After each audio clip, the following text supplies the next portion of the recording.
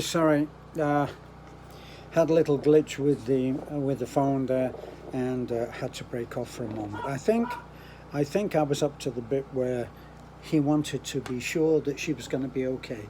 He knew about Talia, as I probably already said. He knew that Talia, the land with a house, unfortunately immovable, on it would revert to Talia. So that would leave Marie where? He wanted to make sure that she would not have to worry about survival again, right? So Marie just has mother and father. She doesn't have any siblings. So she's a fairly simple case. Some of the other women that he considered had 3 and 4 children, and so Marie is a simple. It's simple. So that's the reason that he wants to make sure that they are married, and it is important to Marie. So he's trying to get marriage because, sorry, I've got bits on me, because it will protect this lady that he has actually grown to be very fond of, and they seem very happy together, and we are relieved that he has actually seen the value of Marie, and she is really a good person and would be someone who would take care of him, which is really what we're talking about, aren't we? We are talking about a relationship in which the idea of taking care of each other is very much up in the priorities, and this has been a criticism of some people of large age gap differences between people who get married in the Philippines. I prefer not to judge on any of this, whether someone is too young, too old, too fat, too thin, and I would hope that we're all able to be tolerant of other people and their problems.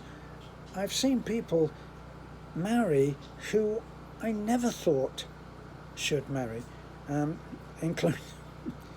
including myself at times. Okay, so none of us are perfect, and none of us are going to reach that stage of perfection which we would like to think we are already at. And as I said, perfection is on back order, so get along with what you have and allow other people to get along with what they have. For myself, I wish Alfred and Marie every happiness, and why would I not? Why would I make a judgment about whether someone is going to be happy or not? I wish that I were able to honestly say that I know the answers on that, but I don't. I came here to the Philippines when I was 74. I actually started building my own house single-handed when I was 74. And I am 82 now. I'm married to a woman who is 50 years younger than I am. Does she look at me every day and think, oh my God, what a hunk? I don't think so. When we both met and decided that there was something in this for us, we looked at each other and said, you know, joining our life together, there are going to be many, many more handsome men. And in fact, there are going to be more beautiful women. We are handsome and beautiful to each other enough. A friend of mine in Florida, when I was there, back then when it was difficult to meet anybody, I found it very difficult in America to meet people.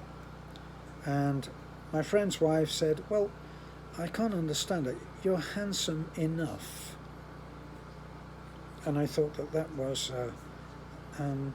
kind enough, that I was good looking enough, and that anybody who would be interested in me would be beautiful enough.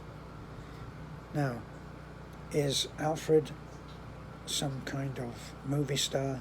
No, he's not. In fact, when we were struggling with him, trying to get him to stop this idea of meeting someone online, but never actually face to face, and then paying money for them to pay their debts and to get a plane and to go for COVID and to do all kinds of things which would be expensive. Tried to get him to look at that, and I remember saying perhaps a little bit cruelly, Alfred, you're not a movie star. Why would you go for women who are younger, stylish, more like city girls? And then in one particular case, this attractive, quite sexy, stylish city girl arrived on his door, came in, sat in a chair in his house, and my own take on it was that she saw Alfred and she realized that she had made a terrible mistake. Anyway, she left. It never worked out. Now with this girl, Marie,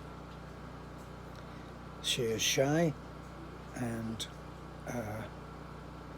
she's a pretty girl, she's young, and she feels some great affection for Alfred. And in the 2 months that they have lived together, she has found him to be respectful and caring, and she's given her heart to him. And because of that, we are only too happy to be there for them both. And we hope that people out there who are viewing our channel will give them a break. And I tell you what, if you've got nothing good to say, I'm going to delete you. And I don't know why you will be surprised. You know? So think about what you're saying, write it down, and then don't send it. And then maybe you will have expressed it without it hurting anybody. Because if it doesn't help, then I'm not interested in seeing it. And I don't think really that anybody else is. Because most of the people that comment on Alfred now are saying, we wish you well, good luck. Thanks for listening. I hope that this puts to rest anything on Alfred, but he is a controversial guy, so I think that it probably won't, but at least you'll have a point of reference where you can go and find out the truth. Thanks for looking in, and bye for now.